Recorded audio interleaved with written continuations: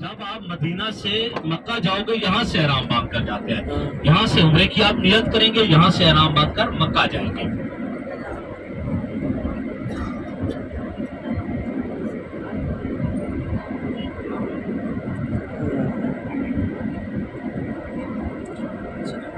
کھانے پڑنے میں مزہ آتا ہے نہ پھر نفل پڑھنے میں مزہ آتا ہے، اس لیے پہلے گاڑی کو روکو گا جہاں پر ہم پیٹرول پمپ آتا ہے، جہاں پر وضو کریں گے، اس کے بعد بدر کی زیارات کے لیے آگے 5-7 کلومیٹر پہلے روکیں گے۔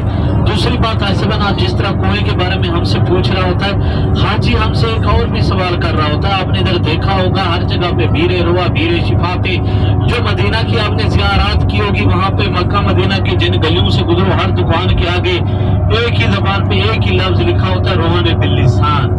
میرے پاس گاڑی میں نہیں ہوتا، لیکن میں سے حاجی صاحب پوچھ رہے تھے، صرف بتا رہا ہوں، کسی نے لینا ہو تو بدر پہ آگے بدو لوگ بیچ رہے ہوتے ہیں، لے سکتے ہیں، اپنی ہی مرضی سے لینا ہے۔ میں صرف اس کی تفصیل بتا رہا ہوں۔ باللسان ایک پودے کا نام ہے، بدر کے علاقے میں ہوتا ہے۔ اس پودے پر جب دھوپ پڑتی ہے، اس پودے سے تیل ایک ایل نکلتا ہے، اس کو دمہ، شوگر، بواسیر، جوڑوں کا درد، بلڈ پریشر، ہر بیماری کے لیے، اس کو شوگر کے لیے، ہر بیماری کے لیے استعمال کیا جاتا ہے۔ دودھ میں 2 قطرے ڈال کر، اگر جوڑوں میں درد ہو تو زیتون کے تیل میں ڈال کر مالش بھی کرتے ہیں۔ روغن باللسان کو اولاد کے لیے بھی استعمال کیا جاتا ہے۔ ایسے ہی میرے پاس عباس میں حاجی بیٹھے ہوئے تھے، آج سے 3-4 سال پہلے کی بات بتا رہا ہوں، مجھے پوچھا اولاد نہیں ہو رہی، 7 سال سے ادھر اترے۔ میں نے کہا بھائی مجھے اور کچھ پتا نہیں ہے، لوگ اس تیل کو لے رہے ہوتے ہیں، اگر دل کر رہے ہیں تو لے لو۔ وہ تیل لے کر گیا، یقین کریں 2 سے 3 سال بعد اس نے مجھے واٹس ایپ پہ میسج کیا کہ بھائی اللہ تعالیٰ نے مجھے بیٹا دیا ہے۔ اولاد دینے والی ذات، شفا دینے والی ذات کون سی ذات ہے؟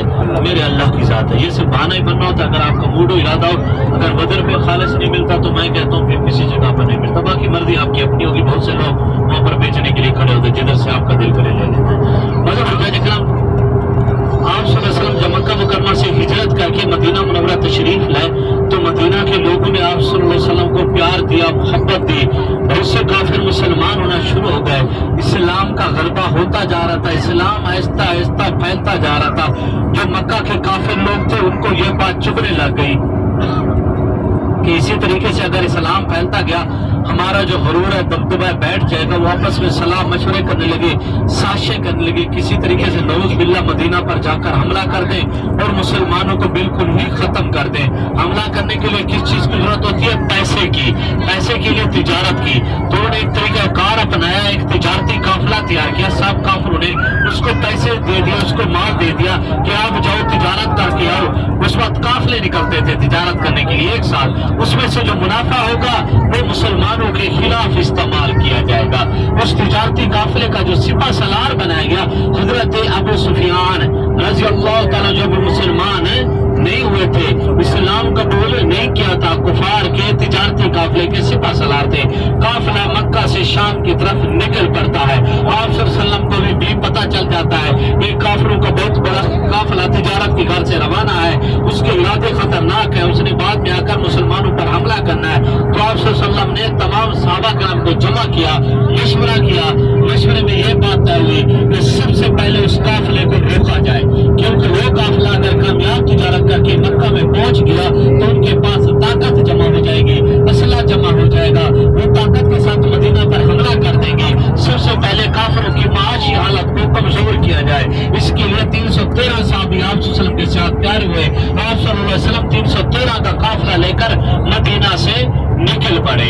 ادھر ابو سفیان نے آگے ایک اپنا قاصد چھوڑا ہوتا تھا، ہر قافلہ تجارتی آگے ایک قاصد گھوم رہا ہوتا تھا، 40-50 میل وہ قاصد آگے چل رہا ہوتا تھا، وہ پیغام دے رہا ہوتا کہ آگے کنواں موجود ہے، رکنا ہے، چراگاہ موجود ہے، رکنا ہے، یہاں آگے کوئی خطرہ تو نہیں ہے۔ مسلمانوں کی ٹولی گئی، ایک کنویں پہ پانی پیا اور وہاں سے چل پڑے۔ جب ابو سفیان کا قاصد اسی کنویں پر پہنچا تو اس نے پاؤں کے نشانات دیکھے اونٹوں کے، اس کو تھوڑا وہم گزرنے لگا، اس نے ادھر ادھر نگاہ دوڑائی تو اس کی نظر جو اونٹوں کے لڈ وغیرہ بھسا پڑا ہوتا ہے اس پر پڑی، تو اس نے اس کو مسئلہ ایسے ہاتھوں سے تو اس میں سے کھجور کی گٹھلیاں نکل آئی، اس کا का शक यकीन में बदल गया कि ये लोग मदीना से आए थे और मेरे काफिले का पीछा कर रहे हैं, क्योंकि मदीना वाले अपने जानवरों को ज्यादातर खजूरें ही खिलाते थे। वो कासिद फौरन गया, अबू सुफियान को जाकर इतला दी कि मुसलमान आपके काफिले का पीछा कर रहे हैं, नुकसान पहुंचाना चाहते हैं, उनकी मदद नुकसान पहुंचाना चाहते हैं। तो अबू सुफियान ने फौरन दो काम किए। पहला काम ये किया कि उसने अगर इस रास्ते से गुजरना था ना, तो उसने इधर से सीधे आपके यम्बो है, समंदर है, समंदर के किनारे जाने का प्रोग्राम बना लिया, यानी कि अपने रास्ते को तब्दील कर लिया। दूसरा काम उसने ये किया कि उस कासिद को भेजा, पैसा माल देकर मक्का भेज दिया कि आप जाकर मक्का वालों को बताओ कि मुसलमान आपके काफिले को नुकसान पहुंचाना चाहते हैं, उनकी मदद को पहुंचो। वो कासिद जब मक्का में गया तो उसने ऐलानात किए तो पूरे मक्का में कोहराम मच गया, गहमा गहमी हो गई। वहां से 1000 का लश्कर पूरी जंगी तैयारी के साथ निकल पड़ा। मक्का से पूरी जंगी तैयारी के साथ अबू जहल की क़यादत में निकल पड़ा। इधर अबू सुफियान जब रास्ता तब्दील करके दूर निकल गया तो उसने एक दूसरा कासिद भेजा अपने काफिरों की तरफ कि आप वापस चले जाओ, मैं मुसलमानों की पहुंच से दूर निकल चुका हूं, मुसलमान मेरा नुकसान है नहीं कर सकते। लेकिन उधर अबू जहल था, उसमें गुमान था, गुरूर था। उसने कहा मैं निकल आया हूं तो मैं जंग करके ही जाऊंगा। आप सब फरमाया हर दौर का एक फिरौन होता, मेरे दौर का फिरौन अबू जहल है, यानी इसमें इतना गुमान था, गुरूर था अबू जहल में। तो आप सल्लल्लाहु को कासिद ने आकर भी पैगाम दिया कि नबी पाक सल्लल्लाहु जिस काफिले की हम इंतजार में बैठे हैं वो काफिला तो अपना रास्ता ही तब्दील कर गया, यानी तिजारती काफिला, लेकिन काफिरों का एक पूरी जंगी तैयारी के साथ काफिला आ रहा है, वो हमारी तरफ ही आ रहा है। अबू जहल ऐलान करता आ रहा है कि मैंने मदीना में जाना और मदीना पर ही जाकर हमला कर देना है। आप सल्लल्लाहु अलैहि वसल्लम ने फिर सहाबा कराम को जमा किया, मशवरा किया कि हमारे पास दो रास्ते हैं। पहला रास्ता ये है कि हम मदीना वापस चले जाएं, दूसरा रास्ता ये है कि हम काफिरों का मुकाबला करें, जिहाद करें। आप सल्लल्लाहु अलैहि वसल्लम रहमतुल लिल आलमीन थे, कभी जिहाद का जंग का हुक्म नहीं दिया था। जब पहली मरतबा सहाबा कराम ने नाम सुना तो सहाबा कराम के चेहरे खुशी से खिलखिला उठे, क्योंकि उनमें बड़े अजीम सहाबा कराम थे। हजरत अबू बकर, हजरत उस्मान गनी, हजरत अली, हजरत उमर फारूक रज़ियल्लाहु अन्हु सहाबा मौजूद थे। उन्होंने कहा कि जंग लड़ी जाएगी, अब मुकाबला किया जाएगा। दोनों उस वक्त जंगे की जाती थी, आमने सामने दो बदो लड़ी जाती थी। दोनों काफिरों का आमना सामना इसी मकाम में बदर पे हो जाता है। बदर एक आदमी का नाम था, बदर उसके नाम की ये बस्ती मशहूर थी। जिस तरीके से हमारे इलाके में किसी आदमी के नाम की बस्तियां मशहूर हो जाती हैं, बदर भी एक आदमी का नाम था, उसके नाम की ये बस्ती मशहूर हो गई। उस वक्त जंगे आमने सामने दो बदो लड़ी जाती थी, दोनों काफिरों का आमना सामना इसी मकाम में बदर पे हो जाता है। मुसलमानों के पास 2 घोड़े, 70 ऊंट, काफिरों के पास सैकड़ों की तादाद में घोड़े, सैकड़ों ऊंट थे, 1000 के करीब काफिर थे, 313 मुसलमान थे। दोनों काफिरों का आमना सामना इसी मकाम में बदर पे जंग होता है। इससे आगे जंग किस तरह लड़ी गई थी मैं अपनी बात को कंटिन्यू रखूंगा, यहाँ से ही आगे बात मेरी चलेगी। अभी मेरी वजू की जगह आ चुकी है, यहाँ पर आपने वजू बनाना है। ये कोई ज़ियारत नहीं है, सिर्फ वजू बनाने के लिए गाड़ी को रोक रहा हूँ। 5-7 किलोमीटर बाद हमारा मकाम में बदर आ चुका है। यहाँ पर आप तमाम हाजी साहब ने सिर्फ वजू ही बनाना है।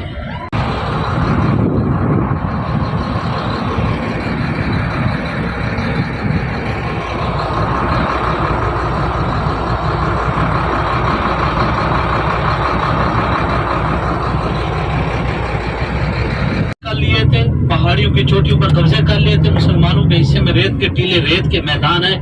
जब जंग शुरू हुई, मुसलमान जब वार करने लगते, गर्मी की वजह से रेत के ऊपर चलना मुश्किल हो रहा था और नरम रेत इतनी थी कि पांव नीचे घुटते जाते थे। मुसलमानों के लिए चलना मुश्किल हो रहा था। कुफार ऊंचाई का फायदा उठा रहे थे, आसानी से तलवारों से, तीरंदाजी से वार कर रहे थे। सहाबा करम शहीद हो रहे थे। आप सल्लल्लाहु अलैहि वसल्लम ने जब इस हालत को देखा तो आप सल्लल्लाहु अलैहि वसल्लम ने अल्लाह ताला से दुआ की, अल्लाह अगर आज 313 सहाबी चले गए तो क़यामत तक आपके नाम लेने वाला कोई। आप सल्लल्लाहु अलैहि वसल्लम की दुआ कबूल हुई। अल्लाह ताला ने उस वक्त आसमान पे बादल भेज दिए और बादल बारिश बरसना शुरू हो गई। जब बारिश हुई, जो गर्म रेत थी वो ठंडी हो गई, जो नरम रेत थी बारिश के पानी की वजह से वो जमना शुरू हो गई। मुसलमानों के लिए चलना आसान हो गया। कुफार ऊंचाई के ऊपर खड़े हुए थे, बारिश के पानी की वजह से फिसलन शुरू होगी, वो नीचे गिरना शुरू हो गई। इस तरीके से मुसलमान उनको कत्ल करते गए। यानी कि अल्लाह ताला ने बारिश की सूरत में मुसलमानों के लिए आसानी पैदा कर दी, काफिरों के लिए मुश्किल पैदा कर दी। यहाँ पर 2 तरीकों से अल्लाह ताला ने मुसलमानों की मदद और नुसरत फरमाई। पहले तरीके में अल्लाह ताला ने आसमान से बारिश अता कर दी, दूसरे तरीके में अल्लाह ताला ने आसमान से फरिश्ते उतार दिए। जिस पहाड़ पे फरिश्ते उतरे उस पहाड़ को जबले मलाइका कहते हैं। मतलब करम आमतौर पर फरिश्ते किसी को नजर नहीं आते, लेकिन अल्लाह ताला ने अपनी मदद का नजारा दिखाना था कि सहाबा करम की निगाह जब आसमान पे गई तो खुद अपनी आंखों से फरिश्तों को उतरते हुए देखा। यानी कि अल्लाह ताला ने मौजज़ा दिखाया कि सहाबा करम ने खुद अपनी आंखों से फरिश्तों को उतरते हुए दिखाया। मतलब करम जबले मलाइका की लंबी पट्टी है, एक ही लाइन है पूरी, ऐसी ही पूरी पहाड़ी को जबले मलाइका कहते हैं। किताबों में लिखा आता है कि सहाबा करम की कब्रें हैं जो उसके पीछे वाला है जबले मलाइका है, इसी पोजीशन में लिखा आता है। लेकिन आजकल मशहूर इसकी इस नुक्कर को किया गया, नुक्कर उसी किया है, इसको भी मशहूर कर दिया गया जबले मलाइका। मैं दोनों साइडों से दोनों तरफ से आपको दिखा देता हूँ।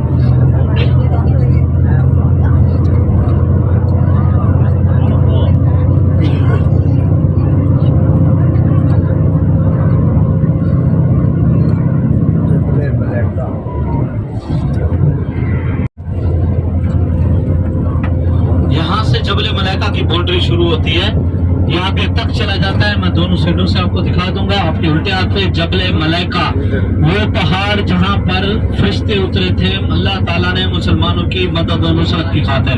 वापसी पे मेरी गाड़ी जब नफल पड़ा के आऊंगा रोड की उस किनारे पे चलेगी, इधर के दूसरे जो मेरे भाई बैठे उनको भी आसानी से नजर आ जाएगा। वापसी पे इधर से गुजरेंगे। आपके उल्टे हाथ पे जबले मलाइका, वो पहाड़ जहाँ पर फरिश्ते उतरे थे मुसलमानों की मदद और नुसरत की खातिर। देख ले, ये बाकी ये पहले से रेत वाला पहाड़ था, फरिश्ते रेत वाले पहाड़ पर ही उतरे थे। ये नहीं है कि पहले पत्थर का था, फरिश्तों के उतरने के बाद रेत का बना देंगे, लेकिन बाकी पहाड़ों की निस्बत थोड़ा सा ये मुख्तलिफ रेत वाला पहाड़ है।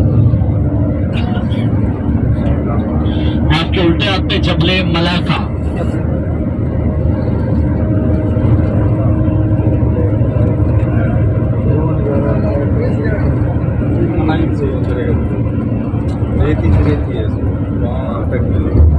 जिस रोड पे मेरी गाड़ी चल रही है मतलब यहाँ पर भी पहाड़ जबले मलाइका होता था, काट कर ये रोड बनाया गया।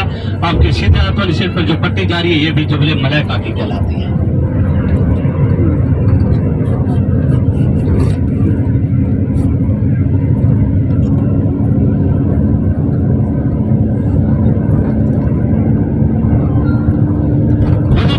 ये बदर के इलाके में, बदर की बस्ती में हम दाखिल हो रहे हैं। आगे हमने उस जगह पर जाना है जहां पर ये गज़वा जंग लड़ी गई थी।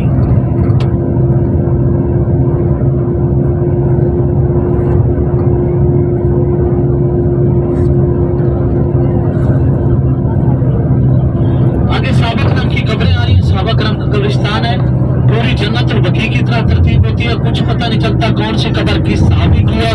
टोटल यहाँ पर 14 सहाबा करम शहीद हुए थे, 13 की कब्रें यहाँ पर मौजूद है। एक सहाबी जख्मी हालत में था, रास्ते में जाते हुए किसी जगह पर दफनाया गया, लेकिन 13 की कब्रें यहाँ पर मौजूद है। निशानियां बिल्कुल भी नहीं रखते। ये पूरे इसी इलाके का, पूरी इसी बदर की बस्ती का कब्रिस्तान होगा, लेकिन इसके अंदर 13 सहाबा करम भी आराम फरमा है। आज से 7-8 साल पहले जब हम चले, कोई पुराना हाजी बैठा होगा उसको अच्छे तरीके से पता होगा इस कब्रिस्तान के इर्द गिर्द इतनी बड़ी चार दीवारी थी कि हम बस में बैठकर भी देखते तो कब्रें नजर नहीं आती थी। लेकिन अल्लाह ताला ने किसी इनके दिल में डाला, तो फिर इन्होंने ना उसको गिराकर चार दीवारी को उसके इर्द गिर्द अभी जंगले लगा दिए लोहे के, जिस तरह जन्नतुल बकी के लगे हुए, यानी कि कब्रें वगैरह नजर आ जाती हैं। मेरी ज़ियारत आएगी, मेरा स्टॉप आएगा मस्जिद अरीश। अरीश अरबी का लफ्ज है, इसके मानिए खजूरों के पत्तों और तन्नों से बनी हुई झोंपड़ी, जो मेन हमारा बदर का मकाम है। अरीश के मानिए खजूरों के पत्तों और तन्नों से बनी हुई झोंपड़ी। आप सल्लल्लाहु अलैहि वसल्लम का जो खैमा बनाया गया था खजूरों के पत्तों और तन्नों को तोड़कर बनाया गया था, उस जगह का नाम अरीश पड़ा। वहां पर जब आप सल्लल्लाहु अलैहि वसल्लम ने नफिल अदा किए, दुआ मांगी, तो उस जगह पर वहाँ एक बहुत बड़ी मस्जिद अरीश के नाम से बना दी गई। अभी यहाँ पर बहुत बड़ी मस्जिद अरीश के नाम से मौजूद है, जहाँ पर हम नफिल अदा करेंगे। 2 रकात नमाज नफिल तहियतुल मस्जिद अरीश। मगर करम तमाम करम जानते हैं कब्रिस्तान के अंदर, मैंने जन्नत बकी के कब्रिस्तान को तो खोला भी जाता है, मैंने जिंदगी में नहीं देखा इस कब्रिस्तान को कभी खोला हुआ हो। सख्ती होती है, रुकने भी नहीं देते। पहले आज दूसरा तीसरा साल है, कोरोना के बाद ही थोड़ी सख्ती कम हो गई है, यानी कि गाड़ी को हमारी को स्टॉप करने देते हैं, रुकने देते हैं। पहले तो ऐसे ही गोल चक्कर कटवा कर वापस करा देते थे, यानी कि बस दूर से नजर आ जाते थे। लेकिन अभी भी मैं कब्रिस्तान की, मेरी बात गौर से सुनना है, कब्रिस्तान की दीवार के साथ गाड़ी को टच खड़ा करूंगा, आप गाड़ी में बैठकर फातिहा खानी करेंगे, उसके बाद मस्जिद अरीश का, और इसका फासला सिर्फ 2 मिनट का है। वहां पर हमें रुकने की इजाजत होती है, वहां पर 20 से 25 मिनट आपको देंगे। यहाँ पर आप गाड़ी में बैठकर ही फातिहा खानी करेंगे सहाबा किराम की कब्र पे। उतारूंगा ना मस्जिद अरीश की मेहराब वाली साइड पे, बैक साइड वाली साइड पे जो मैदान होगा वो जंग का मैदान कहलाता है। मस्जिद अरीश की मेहराब साइड पे जो मैदान होगा, पीछे वाली साइड पे, वो जंग का मैदान कहलाता है। मस्जिद अरीश अभी बन रही है, मैंने पहले बताया, लेकिन उसके बरामदे में सफे रखी होती है, बैर सफे पड़ी होती है। जिधर भी आपको मौका मिल रहा है उधर से आपने नफिल पढ़ने हैं, मैदान को देखना है और वापस गाड़ी में आना है।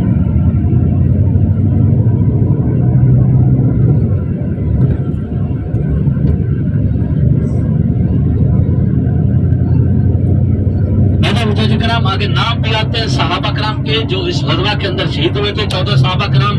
पहले फातिहा खानी कर लेनी है, अपने मोबाइल निकाल कर बैठे, फिर मैं उनकी तस्वीर भी आपको बनवाऊंगा, आप तस्वीर उनकी बना लेंगे जो सहाबा कराम शहीद हुए थे।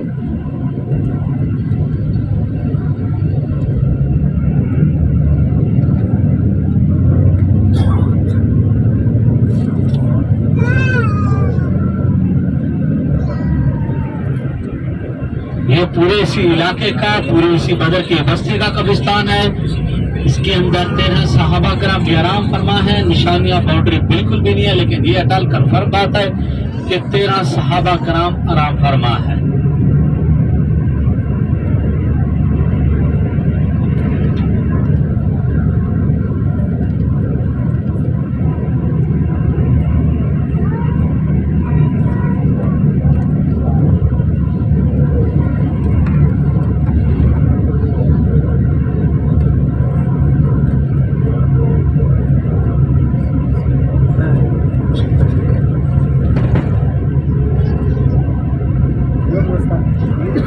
ये देखिए आपके सीधे हाथ पे सहाबा कराम की कब्रें नजर आ रही हैं।